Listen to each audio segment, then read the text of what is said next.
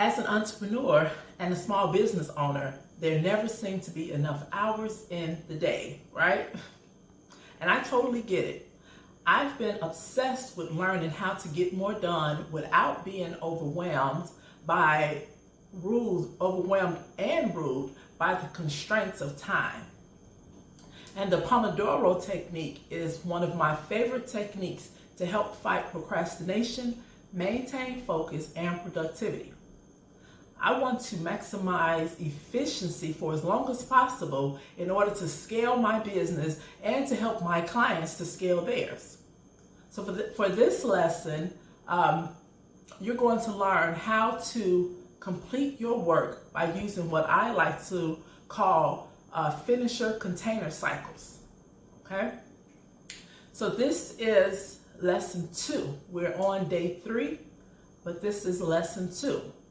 Because I had some technical difficulties yesterday, so I'm going to post 2 trainings today. That's my goal, lesson 2 and 3, so we'll be all caught up, okay? So, welcome to lesson 2 of the From Ideas to Income 5-day mini training.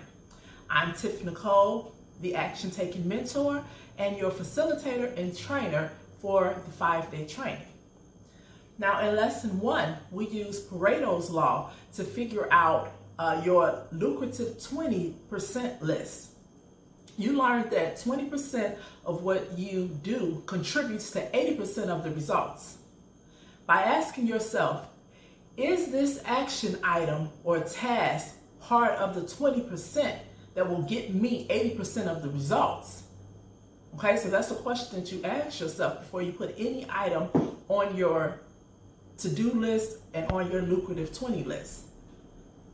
By asking myself this question before doing anything, this has helped make me more effective, productive, and prevented me from wasting time on tasks that are easy but meaningless to my desired outcome. Today's question is, how can we consistently make the most of our lucrative 20 list? How can you ensure that you are, in fact, putting as much of that 80% effort into your lucrative 20 list as possible? So for lesson 2, we're going to learn about Parkinson's law, the Pomodoro technique, and how using finisher container cycles will help you to become a finisher, okay?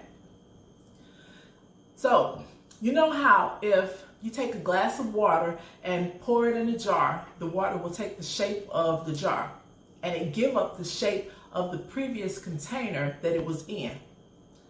The same thing happens when you pour that glass of water in a bowl or a pot. It takes the shape of whatever container it's in.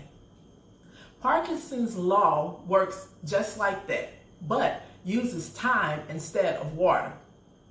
The Parkinson's law states that work will decrease or expand to fit the container or allotted time that you give it. So this means if you give yourself 4 hours for a task rather than 1, it will take you the full 4 hours to do it. However, if you give yourself 1 hour, you will be more efficient and feel that time crunch. The Parkinson's law is a tricky technique sometimes because you have to purposely cut things close and not give too much time for any one task. So the downside is that it can kind of generate an unhealthy level of stress if you don't have good coping mechanisms or if you are too aggressive and unrealistic with your deadlines. So that's something to keep in mind, especially if you're someone that get easily stressed out. So you must know yourself and what works best for you and your personality.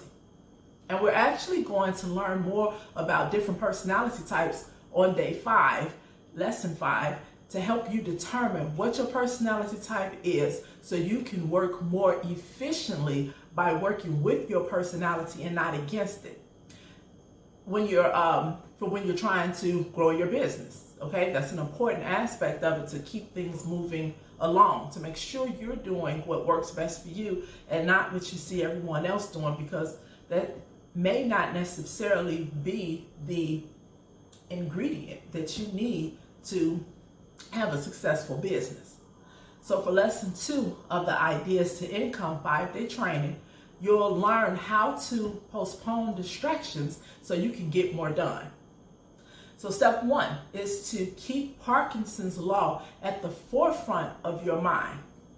This way, you must stay conscious of time so you can get more done by giving yourself a set amount of time to complete tasks and projects. This is something that takes experimentation to, kind of get just right. I used this to do all types of things for personal and business activities. So from writing articles to cleaning and cooking, whatever I'm doing, I give myself a set time to get it done. At least I try to. Nobody's perfect, of course. But now it does take practice to know how much time a task requires to complete. But as a solopreneur, you will have a list of recurring activities that you do repetitively. These recurring activities are hopefully on your lucrative 20% list already. Now remember, you learned about the lucrative 20 list in lesson 1. And if you haven't had a chance to watch that, it's posted. You can still go and check it out so you can keep up with what I'm talking about here. But in addition to being realistic when setting your time frame, make sure that when it's time to work, that you are in fact working. Work without stopping for the allotted time that you set aside for your task. And always remember that work is like water and will expand to fit the container that you give it. So the next strategy that I want to show you to help you effectively postpone distractions and stop procrastinating so you can build a successful business and enjoy life without overwhelm is the Pomodoro technique. Now this technique is very popular in various productivity and self-improvement circles. So the theory behind it is that any large project can be broken down into short time intervals called Pomodoros, or finisher container cycles is what I like to call it, because it reminds me that my work needs to fit into a container like water. If I want to consistently finish what I'm working on, okay, so my work is going to expand to fit the container, just like water expands to fit its container. So I call it a container cycle, my finisher container cycle. So each cycle is separated by a short break. And this takes advantage of the fact that our brain have limited attention spans. So in order to effectively use this technique, all you really need is a timer. And you can go old-fashioned or use your phone or a computer with a timer app on it. But I personally like using my phone. I don't like using my phone or an app. And I also advise my clients not to use theirs either, because there are too many distractions or possible distractions on your phone. So we talked about eliminating distractions and interruptions in lesson 1. And since the phone is a big distraction for many people, it's not my favorite option.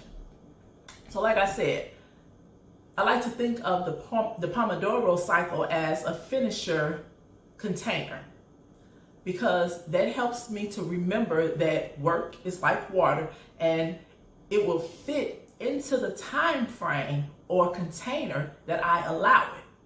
So first, choose a task or series of tasks that you need to accomplish. In our last training, you created your lucrative 20 list.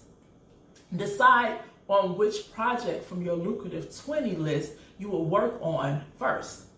Then break that down into projects. So you then take the bigger project and break it down into miniature projects or tasks that are 25-minute blocks. It'll take you 25 minutes to complete each chunk. And it doesn't matter how many containers or blocks you need to complete your project. It's not a cap on it. You are setting this up, you're setting your own schedule, so you get to determine how many blocks you're going to need. So it'll fit nicely into your finisher container. Make sure that it's 25 minutes each task, that you can complete each task within 25 minutes. So when I think of my lucrative 20 list, I actually envision a set of stairs. And every 25-minute finisher cycle is one stair. And I mentally move up one step every time I complete a finisher cycle. So the number of stairs equal the number of containers or cycles that I allotted or allowed for my workday. Okay, so this is my stairway to heaven, because when I accomplish what I plan to do for the day, I feel good and I feel productive and accomplished. You know, that's another day that I didn't allow laziness and procrastination to win. So I made procrastination my footstool that day. And I feel like I'm in heaven. You know, I reached my heaven by completing, say, 17 finisher cycles that I set out to do. Because at the top of the stairs is my project or expectation or goal for the day. And as I'm going up each step by completing each of my finisher cycles, I'm moving up my stairway to heaven, and I'm reaching the top, which is basically heaven in my little analogy here. But you don't have to think about it like that. I'm a visual learner. So it works for me to visualize everything and how it will be outlined and how it plays out. Okay.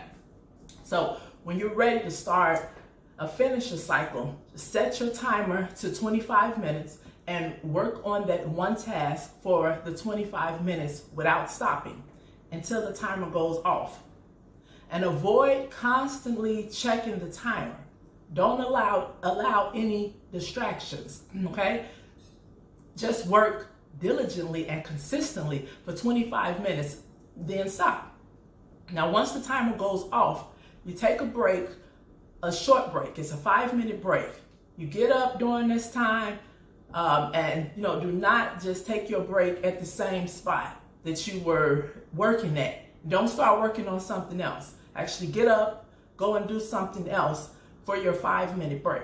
And I personally like to get up and maybe stretch, move around some. I may or may not check my phone, but I really try not to, because I know that a quick text or email can turn into a back and forth exchange, and before you know it, 45 minutes have been wasted. So the 5-minute break is also a time to, that I take to maybe go use the bathroom, grab a drink of water, or whatever. Something that I can do in 5 minutes to get up and get moving. And after that, after I come back and start my next 25-minute finisher cycle. And after completing 4 finisher cycles, you take a longer break of 20 minutes. Then rinse and repeat. And you do this for however long you set aside to work for that day. So you will work for 25 minutes, rest for 5 minutes. Work 25 minutes, rest 5 minutes. Repeat that pattern 4 times total. Then you will earn a 20-minute break. Okay? So it's a rinse and repeat. 25, 5, 25, 5, 25, 5, and then you get a 20-minute break. After your 20-minute break, you can start your cycle over. But you determine how many of those finisher cycles you're going to do for your day. Now, during your 25-minute work container cycle, do your best to limit distractions. The whole point is 25 minutes of intense focus. So don't be checking Facebook or Instagram or responding to text messages during your finisher container cycle. You have one job, and that's to focus on the task at hand. Now, I personally put my phone on either airplane mode or do not disturb mode, because I'm serious and focused and intentional about what I'm working on. But however, be careful because the do not disturb mode can actually affect your notifications on your timer app if you decide to use your smartphone. Okay, so just be cognizant of that. Now I want to share a few suggestions that my clients use to help them get through their work container cycles, through their finisher cycles, okay? So always remember that most things can wait. Most things can wait for 25 minutes until you can get back to it. Think about a time before cell phones were invented, before everybody had a cell phone in their hand. If you're old enough to have been around way back then, I guess I'm telling my age now, but there was a time when people had to leave a message or a call back because the person didn't answer their phone or the door. Maybe they were asleep or at the store or working, but everybody survived somehow or figured it out until some people even waited until 6 o'clock once the person made it home. They waited all day to come over there and knock on the door to see or to make their phone call because the person wasn't there and they wasn't available because everybody was at work. So trust me, people can survive. They can wait for the 25 minutes until your cycle is over, your finisher cycle is over. Most interruptions are not emergencies, and it's extra important to set guidelines and use your finisher container cycles when your family and friends know that you are working from home, because they sometimes tend to think that you're available to chat and hang out or go and grab breakfast or lunch or whatever it is that pop into their head that day if they happen to be home from work. They think that you're just available whenever they want to do something with you, and I think by COVID-19 forcing so many people to work from home, people will start respecting those of us that do this full time, now that they've had a taste of it, because it's no walk in the park. It's actually more difficult in some ways, in my opinion, to work from home. So I think COVID-19 may have helped a lot of people to respect it more, that we are really working and can't be interrupted, just like when they're at work working outside of the home. Okay, so the ultimate goal of this training is for you to learn how to make procrastination your footstool. Okay, you can only do that by taking control of your time and showing procrastination who's the boss. And that's you, if you're wondering. Okay, so I want to briefly, like I said, share some strategies that a few of my clients use to train people in their circle to respect their finisher container cycles time that they had scheduled.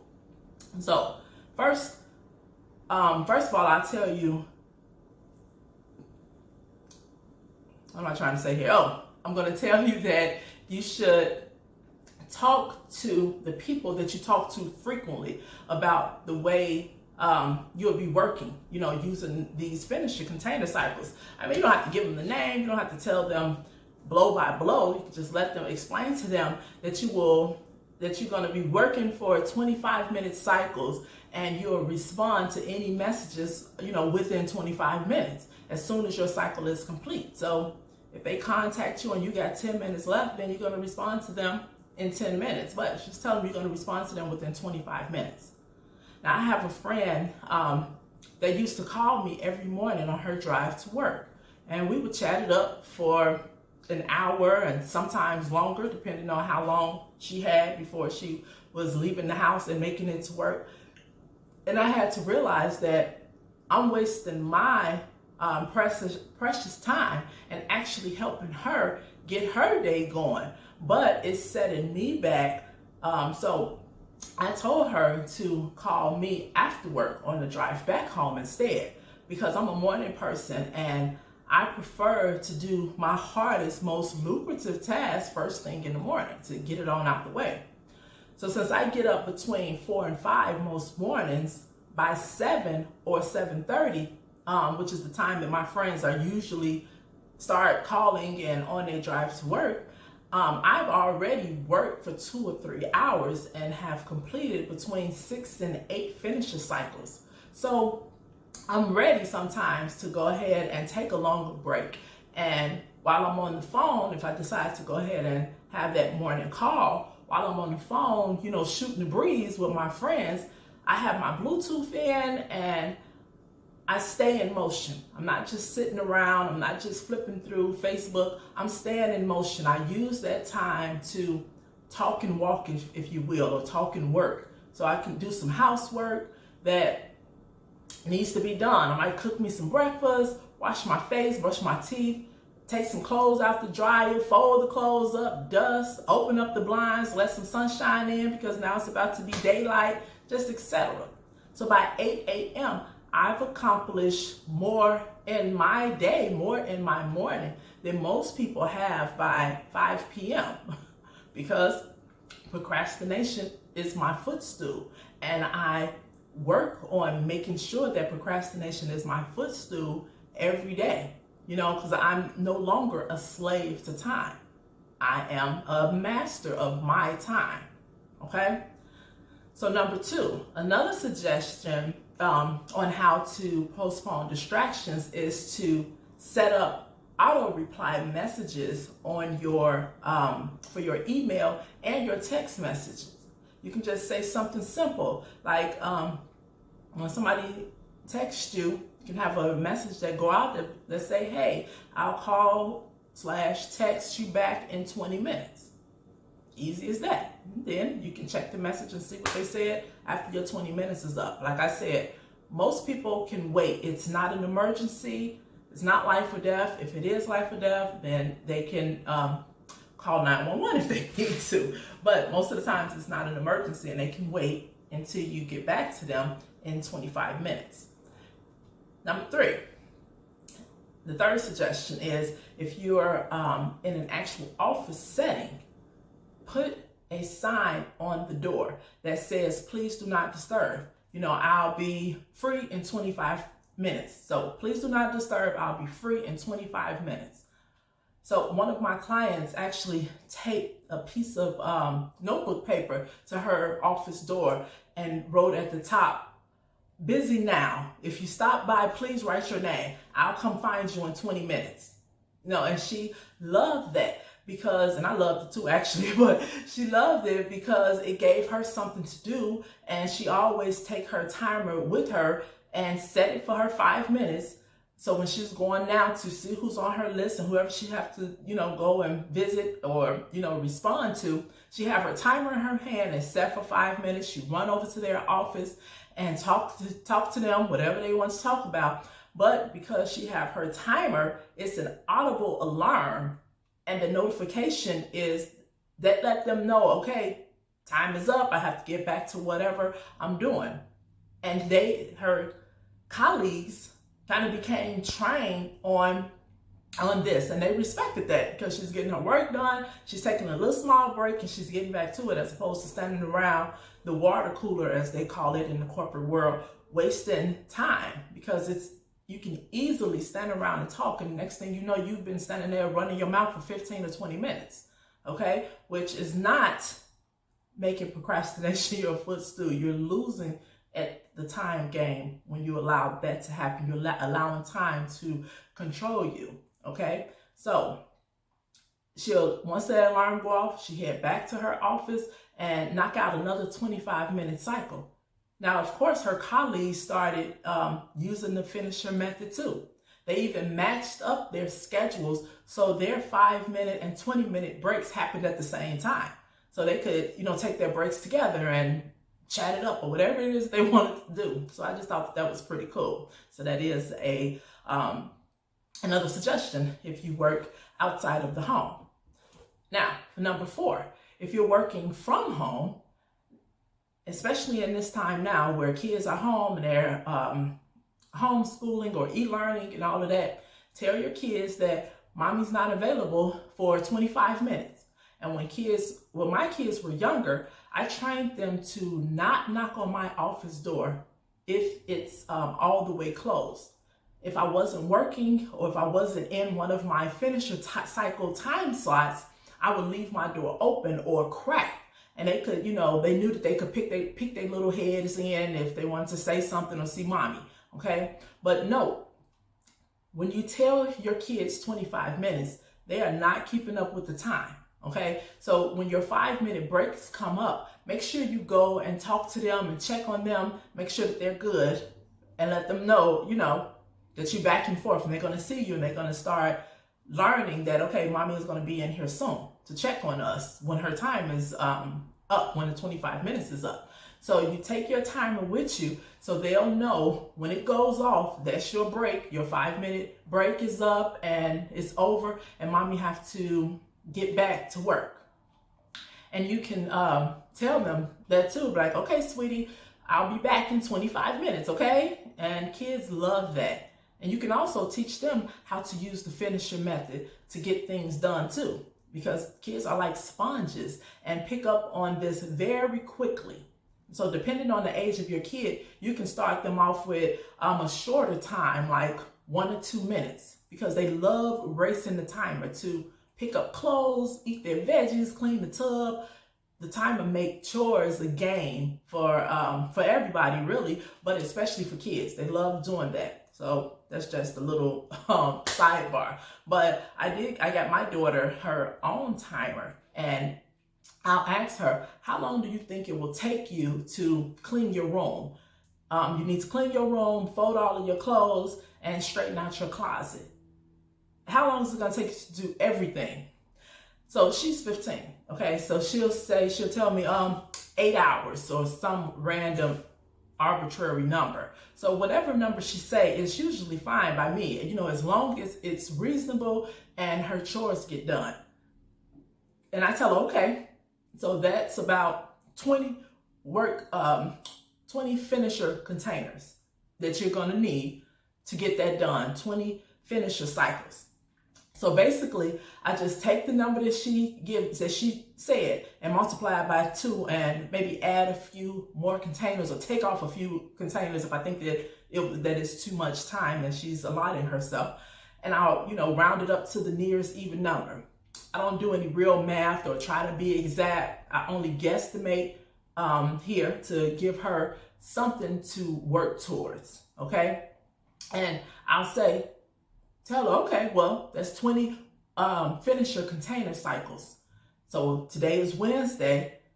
You have until Sunday or Monday, whatever day I'm going to give her, to get your room all cleaned up, your clothes folded, and the closet organized. So she already know that the finisher cycle is 25 minutes. And each time she complete one, that's 25 minutes towards her 8 hours, that she said that it was going to take. So she complete 1 cycle, 2 cycles, however she's going to set it up. She gets to decide how she will break it up, work on it, get it done by Sunday. I'm out of it at that point.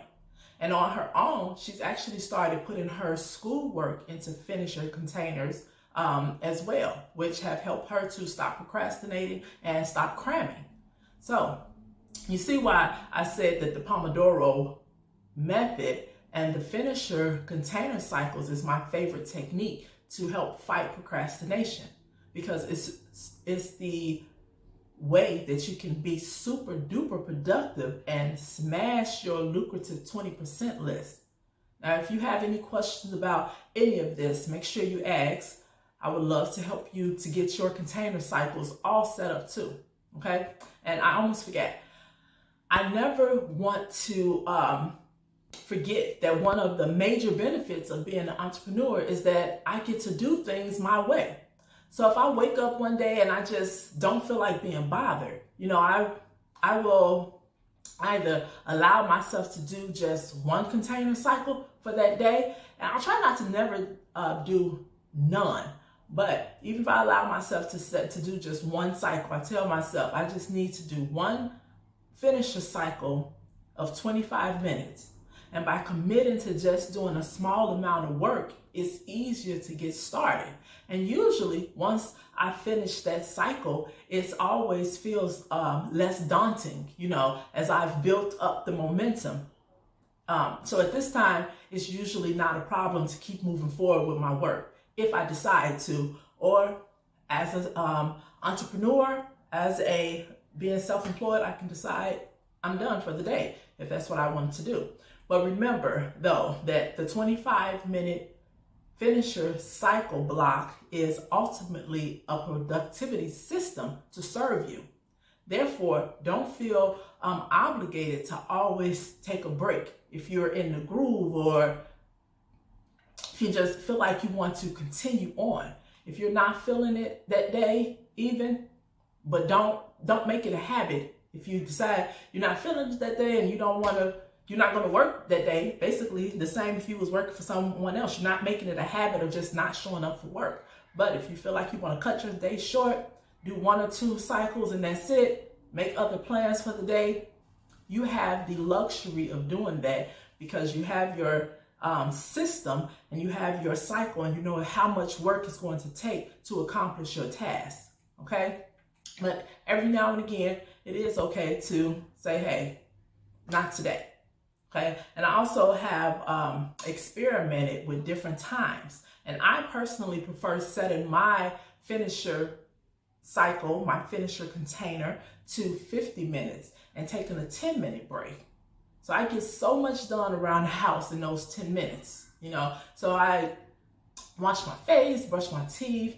I always try to drink 2 glasses of water to keep my water intake up. That's just a personal goal of mine. I'll take the dinner out the freezer, whatever I'm going to cook, start my breakfast, straighten up my room, make the bed, put a load of clothes in the laundry. Of course, not all at one time, but I'm having different 10-minute breaks throughout the day and I work from home. So when I do my 50 minutes and I take my 10 minutes, then I'm able to get so much done in those 10 minutes because once you up and you keep moving and keep going, most things you can have done in 2 to 3 minutes, especially when you're on a system and it's not like you're doing heavy spring cleaning every day, okay?